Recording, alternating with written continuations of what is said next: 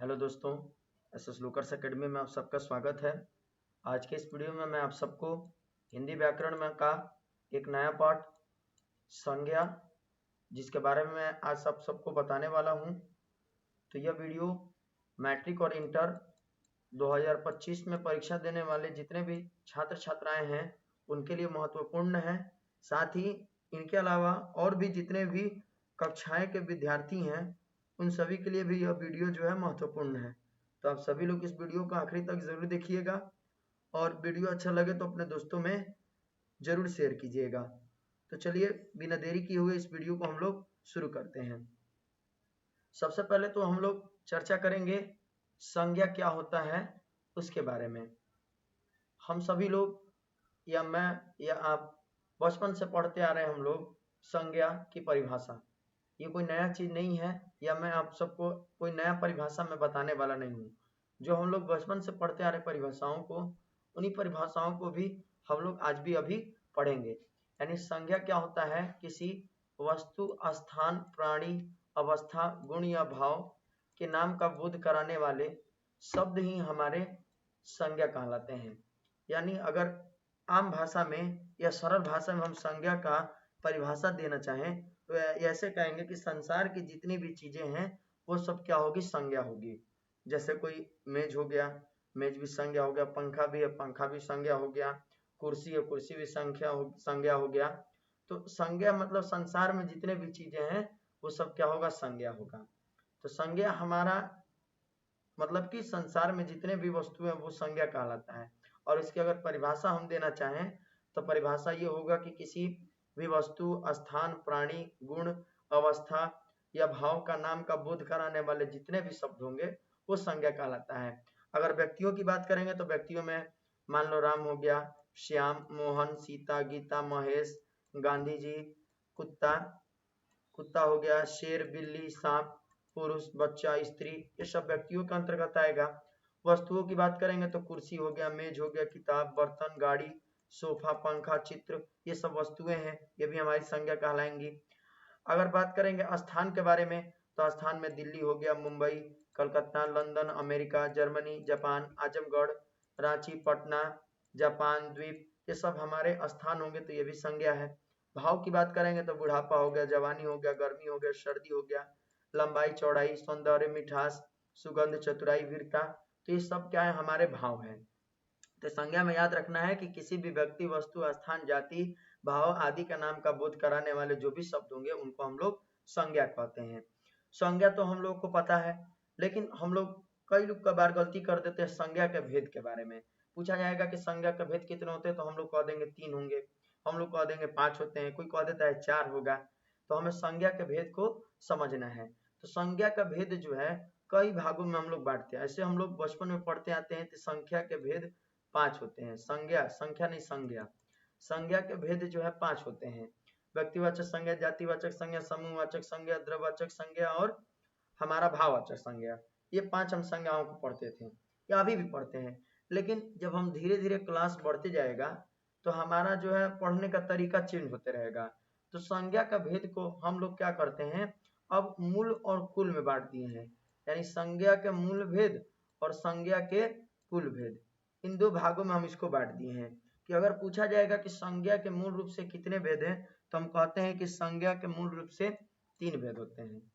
अगर हम पूछा जाएगा कि संज्ञा के कुल कितने भेद होंगे तो हम लोग कह देंगे 5 भेद होते हैं। ठीक, संज्ञा का मुख्यतः या मूलतः कितने भेद है तो 3, और संज्ञा के कुल कितने भेद है तो 5 भेद है। लेकिन इन दोनों के अलावा अगर प्रश्न और पूछ दे अलग तरीके से कि बताइए कि व्युत्पत्ति के आधार पर संज्ञा के कितने भेद होते हैं, तो हम कहेंगे कि व्युत्पत्ति के आधार पर संज्ञा के 3 भेद होते हैं। यह पूछ देगा कि परंपरागत रूप से जो संज्ञा के कितने भेद होते हैं, तो हम कहेंगे परंपरागत रूप से संज्ञा के 5 भेद होते हैं। तो हमें ऐसे बताना है कि संज्ञा के मूल रूप से 3 भेद होंगे, संज्ञा के कुल 5 भेद हैं, व्युत्पत्ति के आधार पर संज्ञा के 3 भेद हैं, और परंपरागत रूप से संज्ञा के कितने भेद है तो 5 भेद है। तो संज्ञा के भेद को हमें समझना इसी तरीके से है। अब आगे हम लोग इनके भेद को जो है एक एक करके पढ़ेंगे।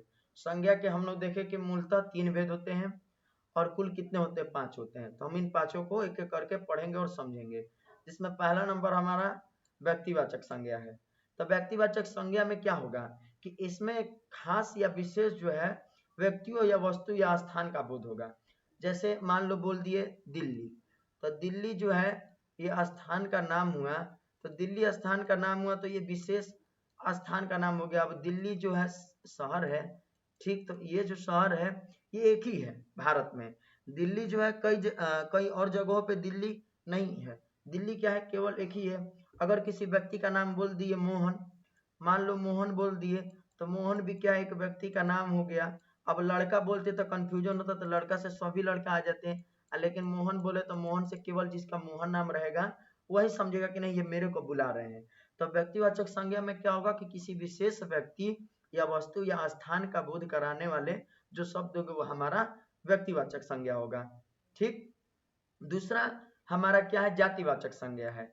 इसी का जस्ट क्या होगा, उल्टा। इसमें क्या होगा कि एक व्यक्ति को ना होकर के हम क्या करेंगे, उसके संपूर्ण जाति का जो हम लोग बोध करेंगे।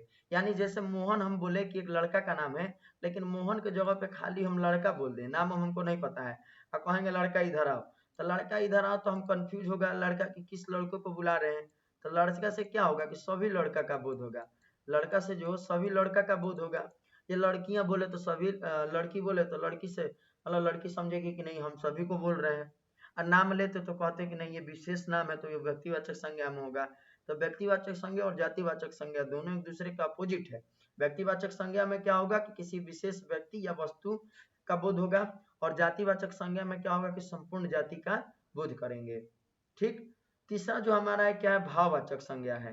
भाववाचक संज्ञा में क्या होगा कि पदार्थों की अवस्था, गुण, दोष या धर्म आदि के बारे में हम लोग पता करेंगे।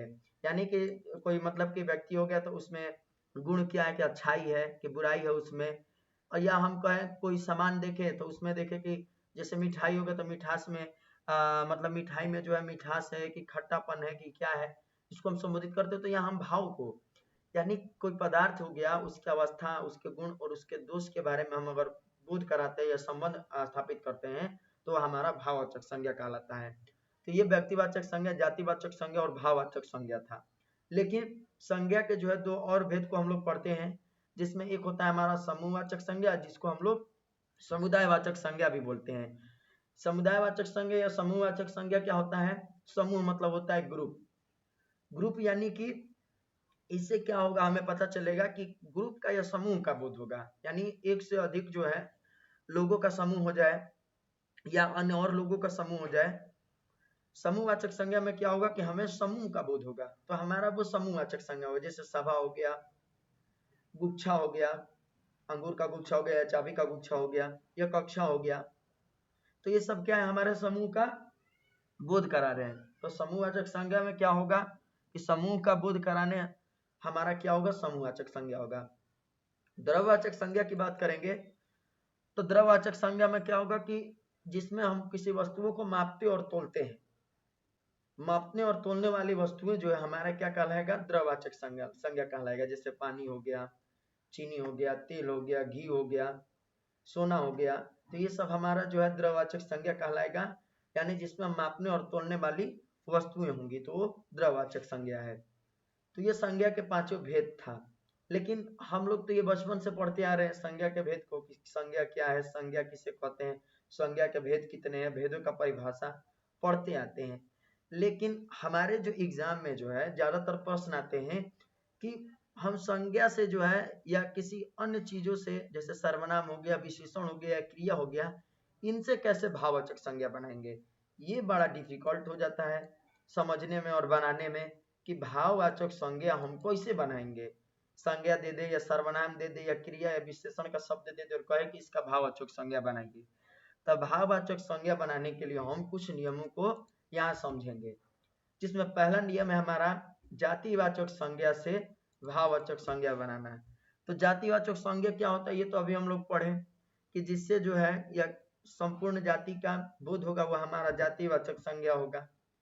आज जातिवाचक संज्ञा से भाव बनाना है, तो भाव बनाने के लिए कहा जा रहा है यहाँ पे भाववाचक संज्ञा बनाने के लिए कि अगर आदमी है तो आदमी का आदमियत हो जाएगा, इंसान है तो इंसान का इंसानियत हो जाएगा, पशु है तो पशु का पशुता हो जाएगा, मित्र है तो मित्र का मित्रता हो जाएगा, शत्रु है तो शत्रु का शत्रुता हो जाएगा, बच्चा है तो बच्चा का बचपन हो जाएगा, बूढ़ा है तो बूढ़ा का बुढ़ापा हो जाएगा, मानव है तो मानव का मानवता हो जाएगा, साधु है तो साधु का साधुता हो जाएगा।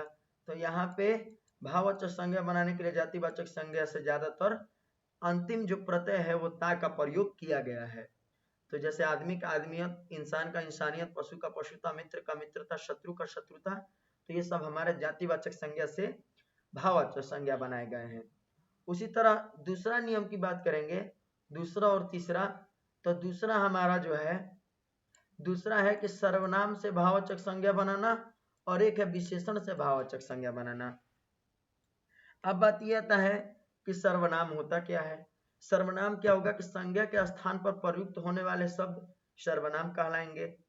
तो सर्वनाम से भाववाचक संज्ञा बनाएंगे तो जैसे अपना है तो अपना का अपनापन या अपना तो हो जाएगा, पराया है तो पराया का परायापन हो जाएगा, सर्वस्व मतलब जो क्या होता है सभी होता है, तो सर्वस्व मतलब सर्व का क्या हो जाएगा सर्वस्व हो जाएगा, मम मतलब होता है मेरा तो मम का ममत्व हो जाएगा, अह है तो अह का अहंकार हो जाएगा। तो सर्वनाम से भाववाचक संज्ञा जो हम लोग इस तरीके से बनाएंगे। उसी तरह विशेषण है। तब विशेषण क्या होता है, तब विशेषण का परिभाषा होता है कि संज्ञा और सर्वनाम की विशेषता बताना हमारा विशेषण कहलाता है। और विशेष से क्या होता है कि विशेष से जिसकी विशेषता बताया जाए, तो जिसकी विशेषता बताई जाए यानी किसकी, संज्ञा सर्वनाम की हम लोग विशेषता बता रहे हैं तो संज्ञा सर्वनाम क्या हो जाएगा विशेष हो जाएगा, इन दोनों की विशेषता बता रहे हैं तो हमारा क्या हो जाता है सर्वनाम हो जाता है, सर्वनाम का विशेषण हो जाता है। तो विशेषण याद रखना है कि संज्ञा और सर्वनाम की विशेषता बताना विशेषण, और विशेष से क्या होगा कि जिनकी विशेषता हम लोग बता रहे हैं यानी किसकी विशेषता बता रहे हैं तो संज्ञा और सर्वनाम की, तो यह हमारा विशेष हो जाएगा। तो इनसे हम भाववाचक संज्ञा कैसे बनाएंगे, तो मीठा का मिठास हो जाएगा, ठीक, मीठा का मिठास हो गया, मधुर का माधुर्य हो गया, निर्बल का जो है निर्बलता हो गया, हरा का हरियाली हो गया, निपुण का निपुण हो गया, अनेक का जो अनेकता हो गया, ठीक। उसी तरह आगे जो अनोखा का अनोखापन हो गया, अधीन का अधीनता हो गया, अच्छा का अच्छाई या अच्छापन हो गया। तो ये हमारा जो है विशेषण से क्या हो गया भाववाचक संज्ञा बनाना हो गया। तब विशेषण मतलब समझना है कि विशेषण यानी संज्ञा सर्वनाम की विशेषता बताता है तो उसे हम विशेषण कहेंगे। अब विशेष से क्या होता है कि जिसकी विशेषता बताया जाए उसको हम लोग क्या कहते हैं विशेष से कहते हैं। तो किसकी विशेषता बताई जाती है तो संज्ञा सर्वनाम की विशेषता बताई जाती है। इसके बाद चौथा नियम हमारा क्रिया से भाववाचक संज्ञा बनाना। तो क्रिया क्या होता है, तो कर्ता के द्वारा जो कुछ भी किया जाता है उसी को हम लोग क्या कहते हैं क्रिया कहते हैं। यानी कर्ता जो हमारा होता है, तो कर्ता के द्वारा जो कुछ भी हम काम करते हैं वो हमारा क्या कहलाता है क्रिया कहलाता है।